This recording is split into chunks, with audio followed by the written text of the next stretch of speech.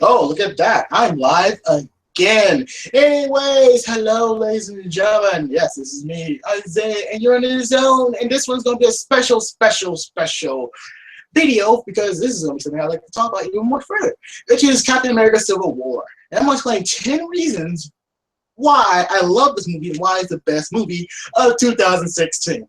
And don't worry, folks, it will be organized. Because unfortunately, some people didn't understand the last video. So by all means, I'm gonna do it like this. And also, I do this top 10 format as to do reviews as well. But anyways, let's get on with today's show and go to number 10 and why Captain America Civil War is the best film of 2016. It is the comic book going onto the big screen. As you guys already know, Marvel Civil War is a miniseries which lasted about a year. And to me, which I read a comic book of, I loved it so much because so much ideology, so much dark tone, and you see brother versus brother, sister versus sister. This was pretty much a whole community against a community, and the pretty much people who were benefiting from it was the villains and the Skrull. And I will explain that later on down the road when they do make a quote-unquote movie or whatever case may be by it. But right now, I'm going to stick to the Civil War issues and after that issue because what Civil War did for Marvel's comic books also did the same thing for the cinematic universe, because Civil War actually saved Marvel more than one way, because some of their issues and some of their series wasn't all up to snuff, and since Marvel was kind of doing like okay in the marketing within the new series and the comic books, that is, Civil War came out and blew everyone away because you had so many things happening. Spider-Man revealing his secret identity to the public. I mean, that's never been seen before. And after the Civil War ended, the turmoil and chaos of the comic book universe of Marvel was a downhill spiral. Not in a bad way, but in a very moral compass, because that's when a lot of superheroes stopped trusting in S.H.I.E.L.D. and Iron Man the most. Mostly Iron Man, because, well, it's Tony Stark that is. They think he's sold out. I think he's pretty much the man who sold out the superhero community because he's trying to abide by the government so they don't come after the superhero community itself. And we see this play here as well in the film, with Tony Stark pretty much being on the side with the government, while Captain America is pretty much against the other side, which is pretty much he's not going to sign up because due to security reasons. He's not going to sign away his freedom. And this is where I think the movie did more better than the comic book itself, because the comic book, it lasted for a year, and the message and the meaning behind it was kind of a little muddled at the end. I mean, it wasn't bad by any means, but looking back on it now, it was so dragged out for so long. It kind of like, why are they fighting for again? A little bit like, why are they fighting for, and so on and so forth. But here, it kind of used those type of elements, well, kind of the bad elements from that comic book as well. Nothing was being dragged down by other superheroes and their other beefs. It was pretty much Captain America and Iron Man's beef, which their beef was very reasonable, and it talked a lot before they go to like a whole fisticuffs. And that's what I loved about this movie, because they talked about it before they actually went to war with themselves. And this wasn't really a war itself like in the comic books, because in the comic books, it was a war because all types of superheroes were fighting each other.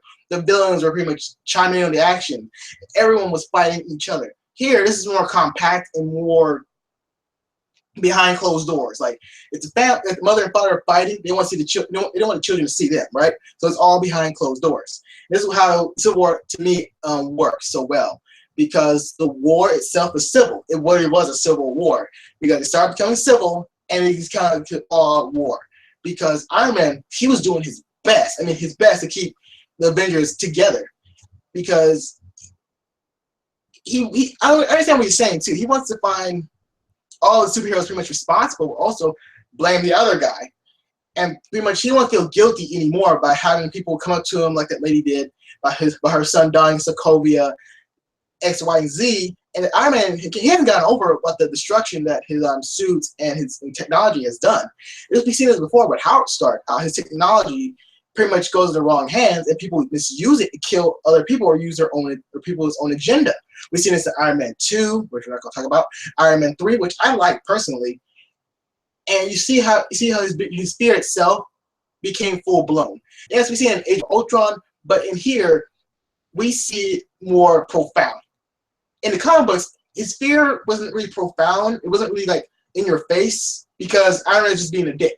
Here, Iron Man was being a dick, but you understand why, because he was trying to do his best. He's doing his best to protect the people close to him, which was the Avengers, and it was hard for him to convince Steve Rogers to sign the Accord because he didn't want to fight Steve Rogers. He thinks of it as like a brother, like brother in arms. He thinks, again, Avengers is like a family, not like a soldiers of this or that. They are a family, and so you can see Tony Stark was very, very disappointed. Very much, he knew bad things were going to happen regardless.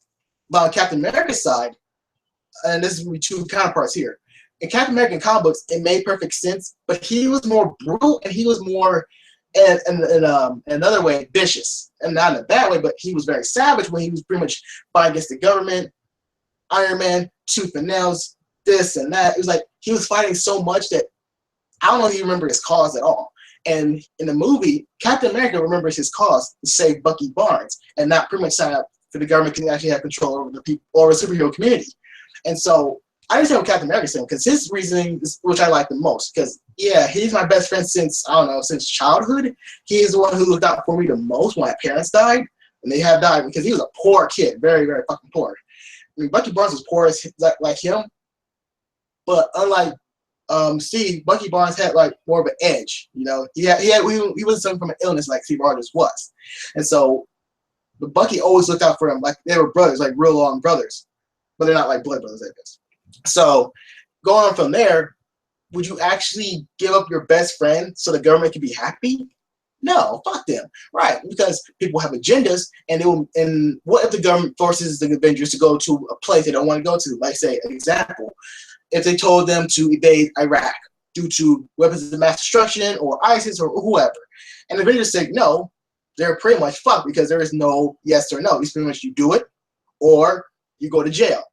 And this is what Captain America sees because, like, no, this is wrong because they're treating us like soldiers, treating us like the military, but we're not. We are people trying to do the right thing for people around the world. And it came to full circle when he's trying to do something right for Bucky. No, in fact, he has been framed for an incident he did not do at all. And so the thing that kicked off the Civil War itself was massive explosions to key cities, to key areas where there was a lot of civilization. In the comic books, there was a key element that actually sparked it, but that was due to someone stupid, I mean really stupid as hell actions. These are the New Warriors, if I'm correct, the New Warriors that fucked up so hard. They was going against Nitro, who was an OG villain, which they did no homework on. And they were doing a reality show, whatever, but that's another long case I don't feel like get into. Here, it felt natural, and it wasn't really like goofy or just, that's fucking stupid. Here it was like, oh shit, no. Because, who else did I say next? I'll use him for later because I'm going to talk about, oh my god, Crossbones for a bit. But later on, is that the explosions all happen in key areas where it can happen and spark a big nationwide movement that pretty much put superheroes under a rule, under a binding law that pretty much says you have to do what we say and nothing else. So we want to be like New York, Sokovia, Washington D.C., so on and so forth, so on and so forth. And again, I know what the government is saying, also Iron Man is saying, but you guys can't be trusted because Hydra was in your own ranks, dictating what the hell is going to happen in your own ranks. So it's like, yeah, I'm not going with that. My knee is like, no. And I'm looking over here because I want to look at my notes that I wrote down because people say I should write down notes. Anyways, my God, I lost track of thought. Okay, I'll look at that one dude's name, Ruffalo. Okay, so I did not write down his name, but Crossbones. Crossbones played a really good key factor in this movie, which I'm going to right now. So this might be 11 than 10, but no, that can be the same thing. So the story was with Crossbones in it too. And let me go over here because I can't remember the person who played Crossbones. Because I know I had it wrote down, but I did. Crossbones. Boom. And played, okay, Brock Rumlow, aka Crossbones, who was portrayed by Frank Grillo, who was one of my favorite actors in Hollywood today because he was in oh my God, what was that movie? The Siege, yes. He was in The Siege 2, which he was an awesome character. And so Frank Grillo playing as Crossbones again, it was pretty much a welcome character because he was vicious, he was brutal. He was like still part of Hydra, but he's a character of Hydra that you want to see more of. And I understand what people are saying, like his death came so abrupt or so sudden, but his death was a key point where it happened. It should happen, right? Like what choices he has? Like he knows he's not gonna beat the Avengers. And this was a key point within the bad guys' plans. Like you can't beat the Avengers by force or by an army, right? They have to do it by one key aspect: public viewing. If I can't kill you guys, if I can't beat you, I can beat you in public viewing, which Rumlow did. And it was like smart because he planted a bomb on himself, a suicide vest. And again, Wanda was trying to save the civilians, played by Elizabeth Olsen. I don't remember her name finally. And she was amazing too. She was pretty much got more. I'll get to her. I don't want to get to her yet. I will still save that for later. But anyways, Rumlow again caused a great chain of events that was so perfectly natural and so perfectly human that it made the comic books chain of events that kicked off the Civil War look kind of more silly and pretty much redundant. And not in a bad way, not trying to disrespect the comic, because more than one ways, the movie supports and pretty much gives me good reasons why I love the comic even more. Because the comic book, when I look back on the old times, I read it so many times. I love the reading it. I love the artwork. I love everything behind it because there was something behind every message, behind the character's words, voice, and they actually meant it. Here's the same thing as well, but not a small degree or a big degree, but pretty much on a one-on-one basis that you understand what they're going through. You can understand on a one-on-one basis what these characters are doing. Because we grew up with these characters already, like we said, from the solo movies and now team movies, and now here we are now. They're fighting each other. So it's like it's really hard. It's really pretty much not depressing, but it's really sad to see two, like just a family fight each other. And so moving on from there is Baron von Zemo, who is played by Daniel Brockovich. And yeah, so that's a German name, by the way. I had to look it up and had to pretty much pronounce it correctly because that was a pain in the ass. But Zemo, because I can't, Baron Zemo. I know I said his name wrong. I know I'm going to get that from reading. I don't give a fuck right now. But anyways, Zemo is he's my favorite character in the comic books as well, but also in this movie. Because Zemo in the comic books, he is really smart. He plays the end game all the way. Because anyone who's playing, he's playing Mike Bell at first start. He always has another plan underneath another plan. He always has something planning and scheming. And really, he has been in the Avengers on different occasions. It's sometimes by force or by pretty much by his intelligence. He is a very smart and calculated villain, more so than Red Skull. I know Red Skull is like pretty much the main center of Hydra. But what Baron Zemo did, he pretty much pushed Hydra to a next level in the comic books. And Zemo, he's not part of Hydra at all, which is good. It makes his character more vicious, makes him more uncontrollable. He's like, okay, he's not from Hydra, so what the hell is he? He's a Sokovia intelligence officer, which is pretty much like saying, like, yeah, he's an NSA.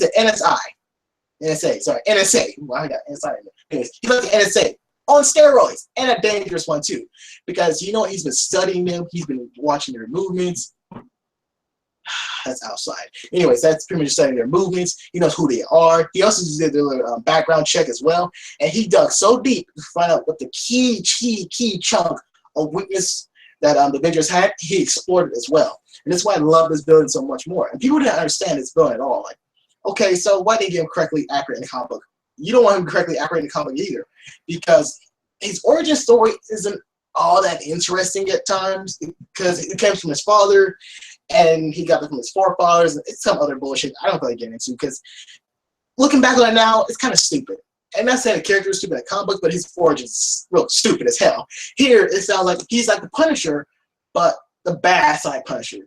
And we've seen the Punisher pretty much demolish people in the comic books when his family was pretty much killed by the Mafia. And he also did a comic book universe as well, where it was switched, where the superheroes and villains killed his family. He was on a rampage, killed all the superheroes and all the villains. But again, that's another story for another day. So Zemo was like the darker version of Punisher, where pretty much vengeance consumed his life and pretty much made him obsessed to pretty much kill the Avengers and pretty much destroy them at their core. But how can he do that? How can he beat the Avengers when everyone else, like gods and greater men like as himself, couldn't beat them? He did something that was really smart. Go for the heart. Go for the human heart. That's how you beat any empire. The empire has one heart. Correct? Correct. Empire has a heart that can be struck and damaged. Which was the heart of the Avengers? Well, pretty much it wasn't just Iron Man. It was also Captain America, Steve Rogers, and Tony Stark. Their relationship, their bond, is pretty much what kept the Avengers solid and grounded most times.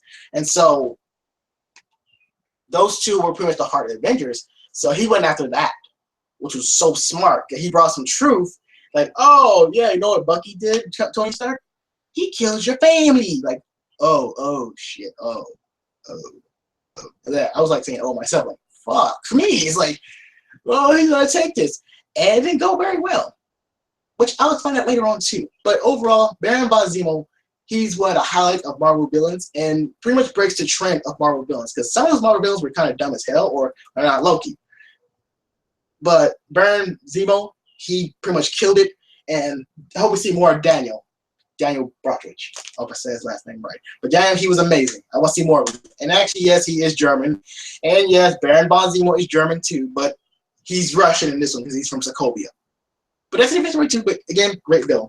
All right, moving on from there is another villain that no one actually considered, which was Thunderous Ross, or Thunderbolt Ross. It depends how you say it. His full name is Thunderous Bolt Ross, but everybody says Thunderbolt Ross. But anyways, who was played by William Hurt, who I did love him in Incredible Hulk. He was an awesome addition to the story of Civil War because we didn't really have a prime figure within the government organization to pretty much come out to the superheroes like, yeah, you better do this or we will take you down. I think William Hurt was a perfect job to play Thunderbolt Ross again. And also, I'm so glad they did not go for that Red Hulk bullshit. I'm so glad because the Red Hulk nonsense I will not get into because we'll be here all day. Anyways, Thunderbolt Ross is one of the key villains too. He's pushing it without pretty much anyone giving a say yes or no. It's pretty much you will do this or you're going to jail. And you see some of the superheroes pretty much abiding by that ruling because they come from a military background or pretty much they saw the work they have done. And you can see that within Tony Stark and Iron Man. And actually, it's kind of funny where the comedy is there, but also you see them discussing it so much more. Like, well, Ross is on our asses, like more than say the Hulk. And he made really good points. Like, if I lost 2 nukes, yeah, someone was gonna be in trouble. So he's talking about 2 nukes, talking about Thor and the Hulk, and the Avengers don't know where the hell they are. For all they know, they could be dead. Like. But Black Widow knows where the Hulk is, but she's not going to tell anybody. Right. And so it was really, really cool. And also, you want to see how far Ross can take his power to the next level. I mean, power, I mean, like, he's forcing his ruling on the superheroes. And see, he's the United States United States of America security, if I said it correctly, national security. Anyways, is that this is where the government pretty much forces their hand to fix the problem, which shouldn't be fixed at all because it's just human error no matter what. The Avengers have human error. They do fuck up. But they realize that they must do better. You don't need the government to pretty much tell them what to do, how to do this. And I understand the registration as well. I'm not fully against it. This is how they pretty much placed it in fruition. It's like, you're going to put my trust in the government people who also had Hydra inside of them as well, and the World Council as well? No, fuck you. And so Thunderbolt Ross was a good mouthpiece for the government, and I hope I can see more of him within the MCU, even after the Infinity Wars. Anyways, moving on from there is the Sokovia Accords.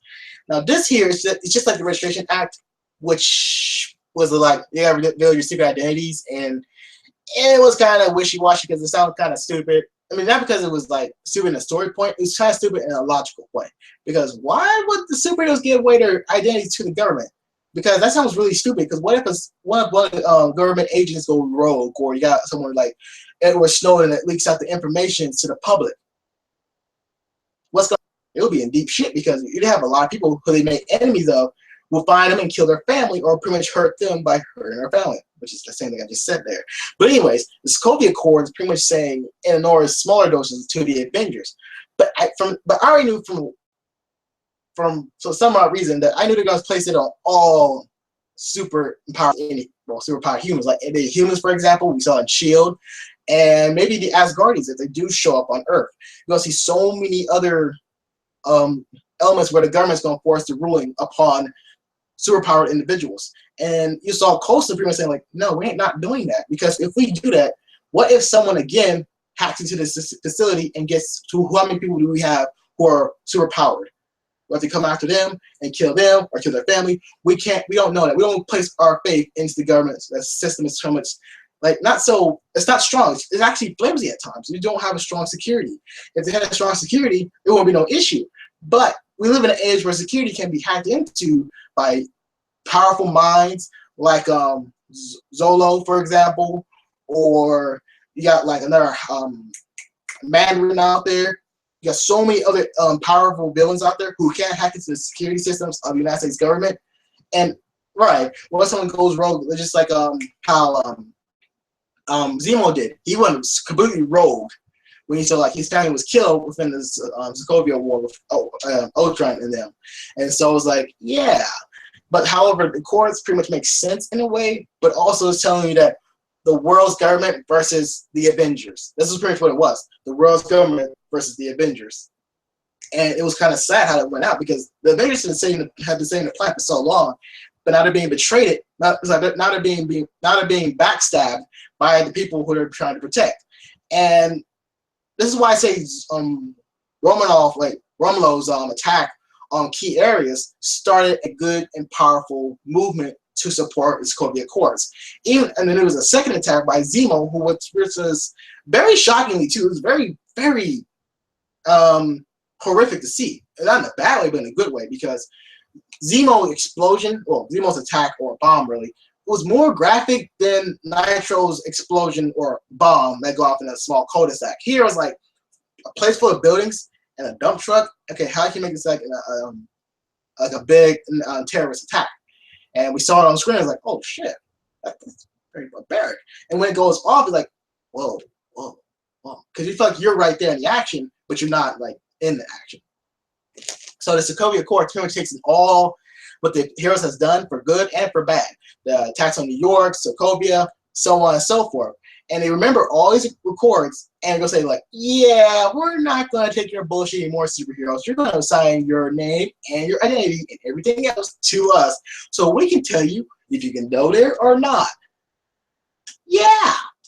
And superheroes who are actually smart enough, like Captain America, like, nah. So Sokovia Accords pretty much changes up the Marvel Cinematic Universe in a good and interesting way. And that's what I always liked about the Civil War comics, because the Restoration Act pretty much placed in something really cool and awesome story elements within Marvel comic books. And now here it's going to be the same thing.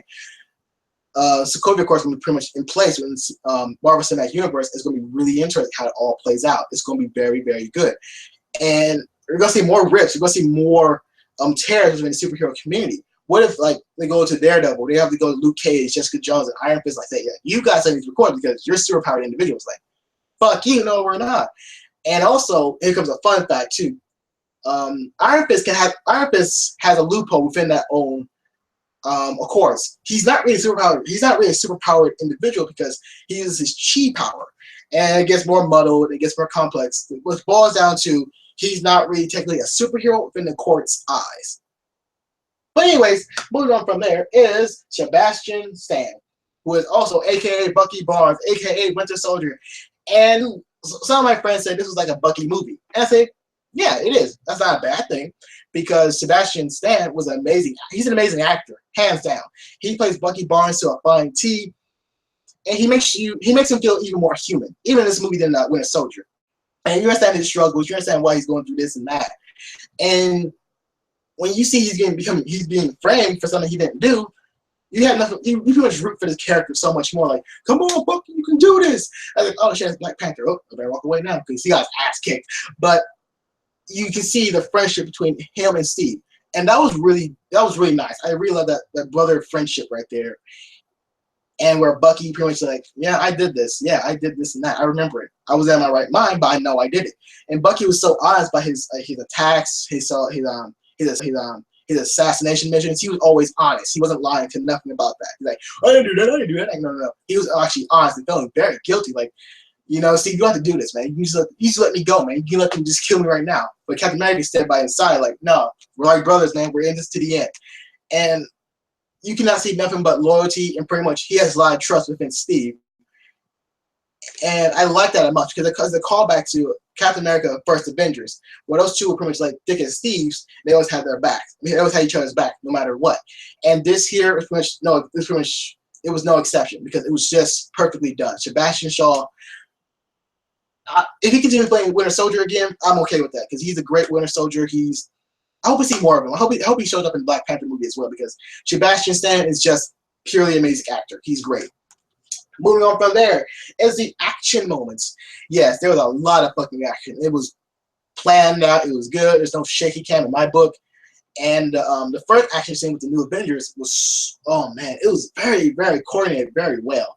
Strategizing, using special attacks, special movements. I loved it all. You see Captain America pretty much, he is a leader for a good reason because he can plan out attacks, weaknesses of the enemies, and he uses his character, using his teammates' strengths as full potential. And you see Falcon pretty much becoming a good team leader. You see Black Widow. You see so many other good characters you just love. And within that fight scene with Rumlow, it was very fucking cool. How he pretty much outsmarted some of the Avengers, but he can't really beat them. You know?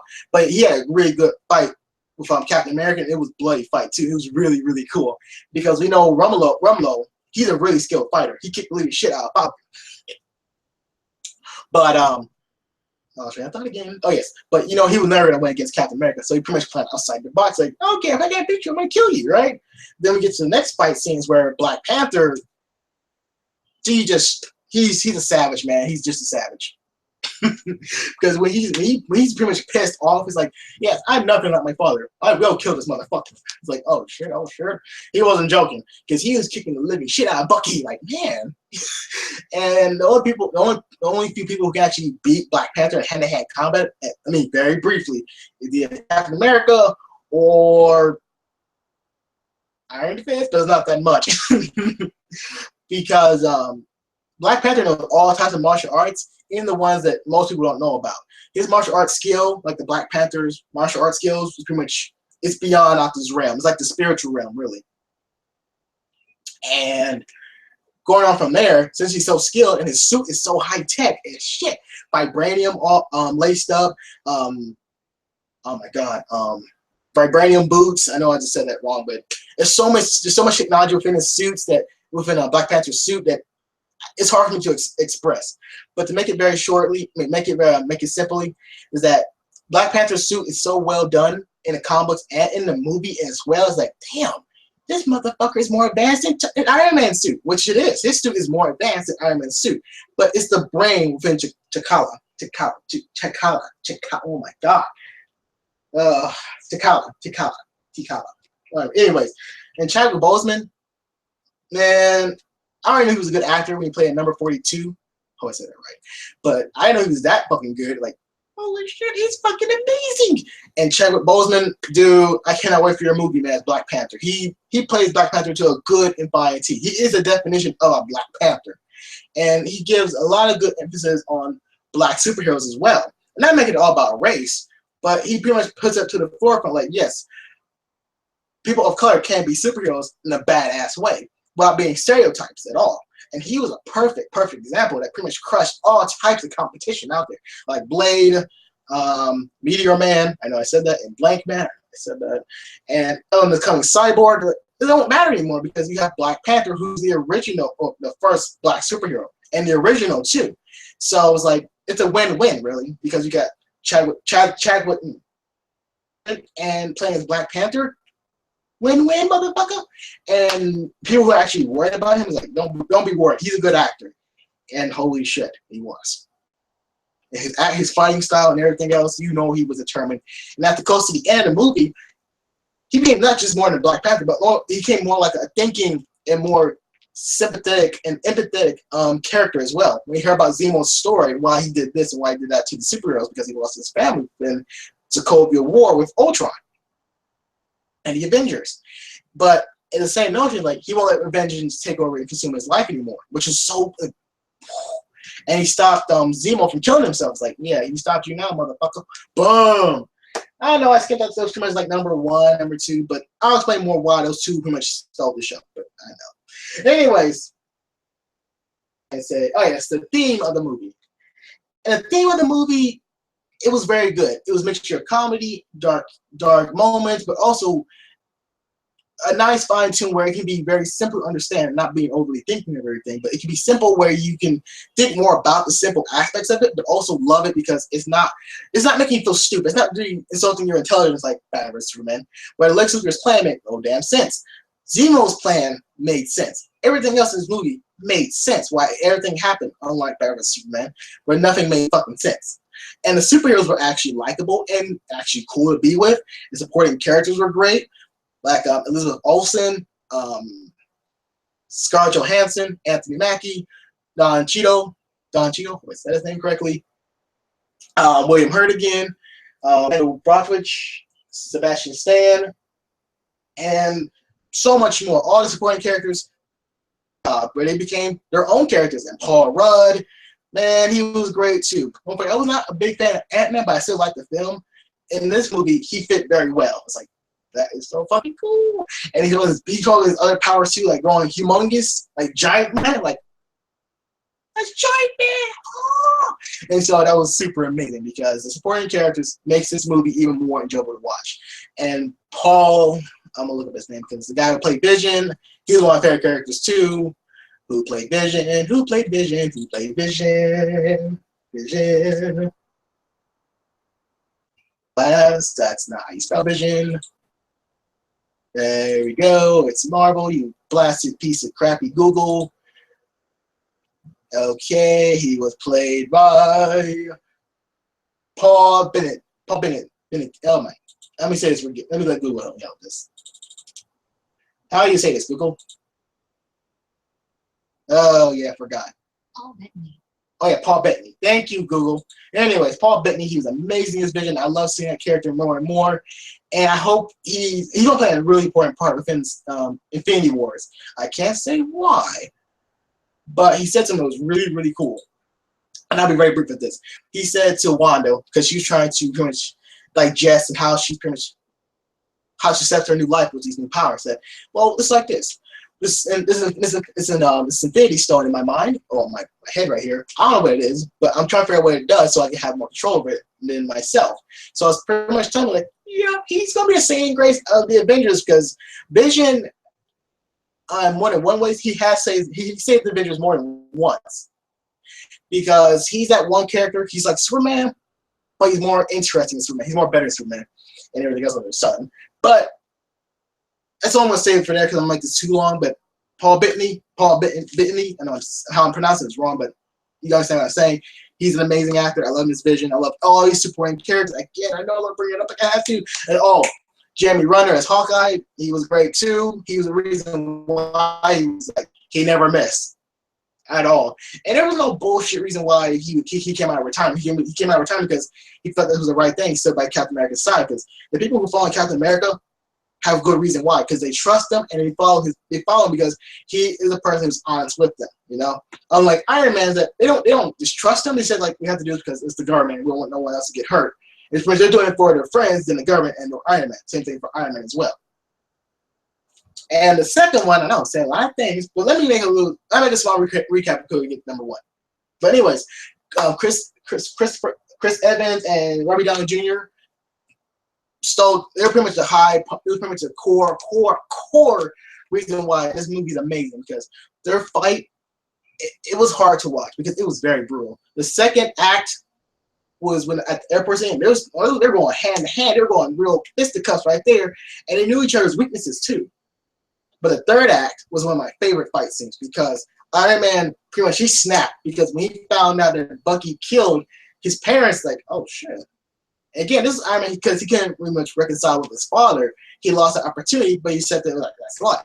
But until he found out the truth that it was actually Winter Soldier, it's like, oh, he killed my family.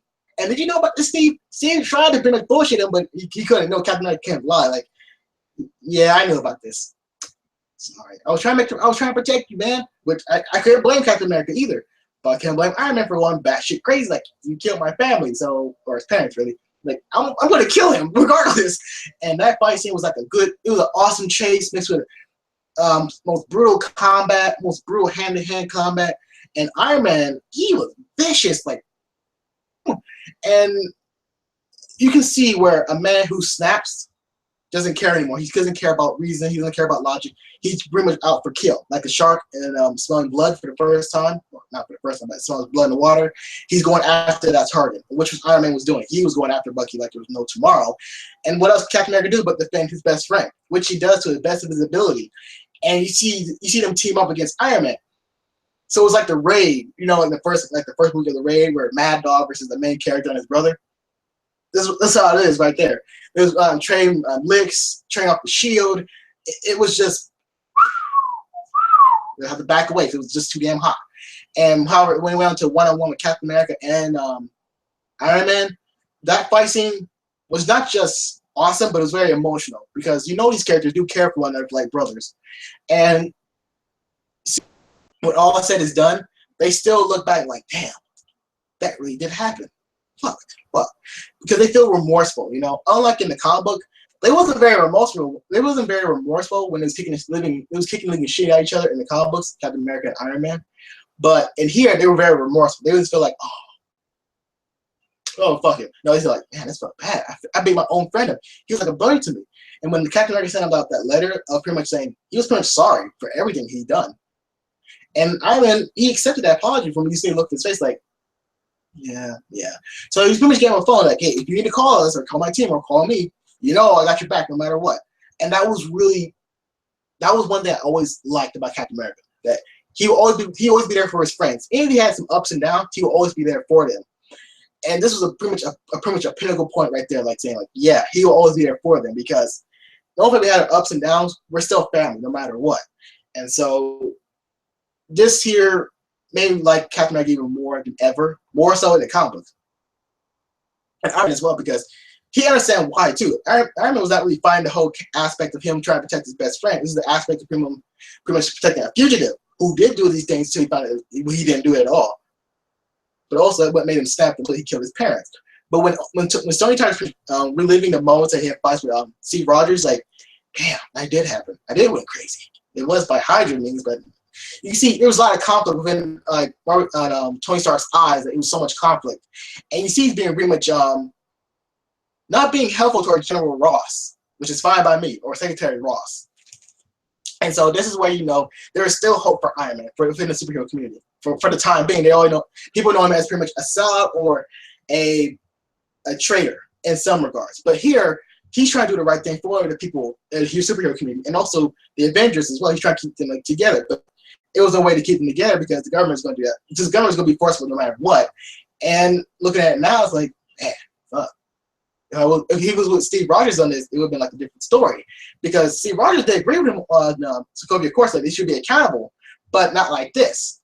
And so it doesn't make everything all black and white. There's always great areas, and Chris Evans and Robert Downey Jr. does a great job making this movie out to be great areas, not black and white or who's right or who's wrong. It was all great areas, which I loved a lot. And man, this is so much there, man. This is so much there for me to digest to say it all. But I'm gonna keep it like this: Captain America and Iron Man are pretty much white. Marvel Cinematic Universe is so grounded at times because you have those two main leaders who can actually put that emotional side and human side to good use. Chris Evans, Robert Downey Jr. are amazing actors. Case in point. And getting to the last number one, and we go over the top 10 things I already said before, which was the comic book equals to the film, which was great. Zemo, amazing villain. Daniel Brockridge, great.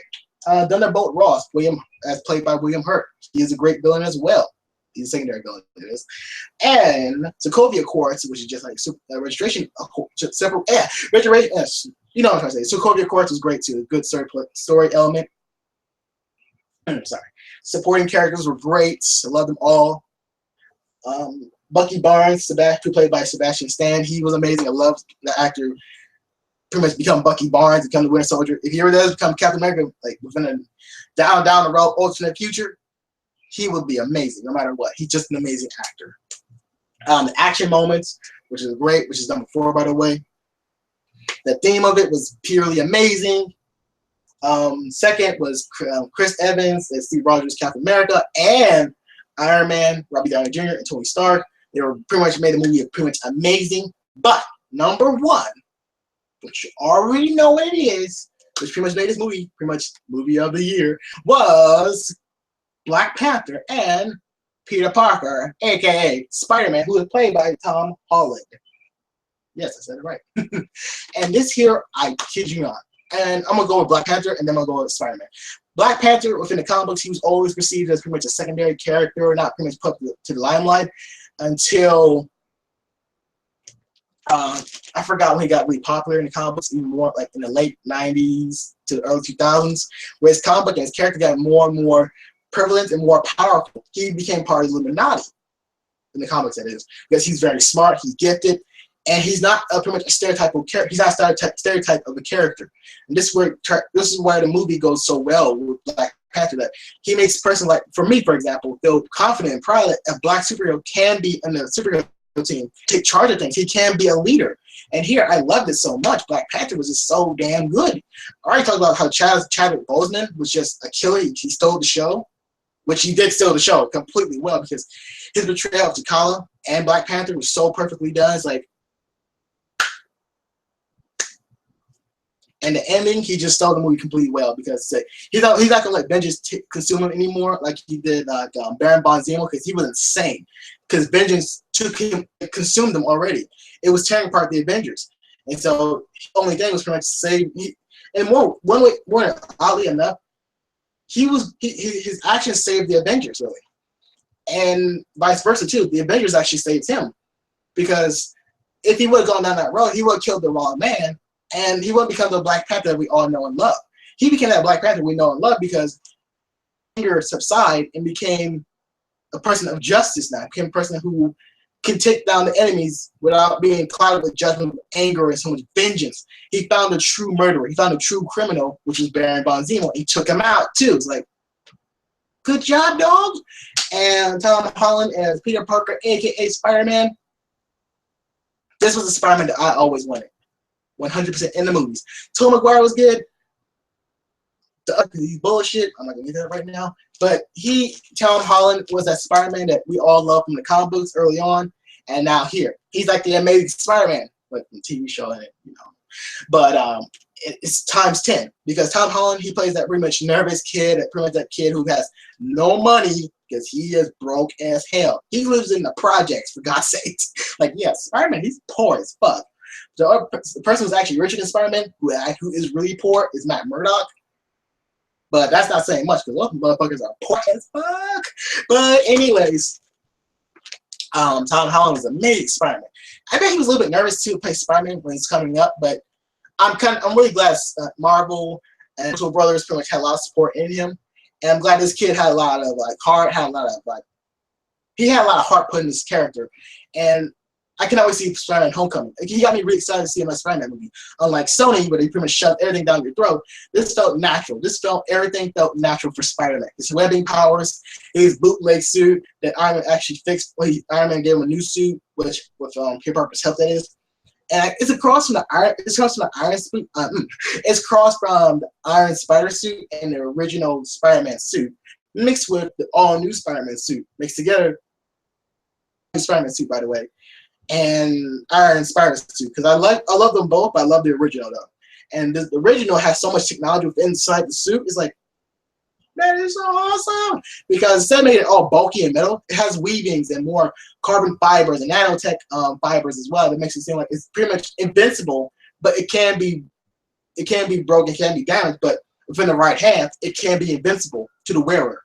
This is where Black Panther's suit was so advanced, more than Iron Man's suit, because he has vibranium lace armor. He has vibranium boots. Like pretty much whenever he falls down to the ground, he feels no force of gravity or nothing. He feels nothing. He feels like a cat can lie on his feet. Get it, Black Panther. And so what I'm trying to say is that Black Panther and Spider-Man felt natural within this movie. It wasn't forced in. It wasn't wedged into this movie. No. It felt natural. Zemo's his plans felt natural. It didn't really feel rushed or it felt like it was forced in. No, it felt right. Everything felt right because it was human. It was not going on beyond belief, unlike some movies. It felt gone to its core. And the Russo brothers, they did such an amazing job of Winter Soldier that I was like, because they put the human side. They are comic book fans, but they know they're movie fans as well. They use their movie aspects while using comic book aspects as well. And I guarantee you, I bet Robert Downey Jr. was reading the Civil War comic books of Iron Man to a fine tee, but he made his character even more better, while making him more sympathetic and more empathetic as well. But in Black Panther's case, in Spider-Man's case, if it was just them in that movie, it would still be the best movie of the year, because it was just so damn good. Like seeing those two characters on screen fighting each other or fighting next to each other. It's like, well, come on, man, come on. That was a stealer right there. And so Chadwick Boseman, Boseman, yes, and Tom Holland stole the show. It was like back and forth too. So Tom Holland, he stole the show originally. Chadwick Boseman, he stole the show again and took it home. But Tony Stark and Iron Man were great. Pictures were great. I know we're regurgitating the same thing, but I'm gonna make this like profound that it was a great comic book. It's pretty much the best comic book ever, and I love it so much. And this is why I didn't. This is why I gave it more. This is why I gave it a must watch, like a motherfucker, because it was so damn good. Me talking about it gives it no justice, right? And so I do like this type of format, but how going to top 10 lists and doing like a grocery list and everything else is like grocery list, shopping list. But anyways, this is pretty much one of the main reasons why Captain America: Civil War is pretty much the best movie of the year. It makes Captain America trilogy one of the best within the Marvel Cinematic Universe. Yes, Captain America: First Avengers was good. Winter Soldier was great, and Civil War is even better. So by all means, that's all I have to say, folks. I gotta get out of here because. So, by all means, you're leaving the zone again. As always do keep it locked, loaded, very well for me, because I'll be back with more interesting videos like this because this is fun. Later.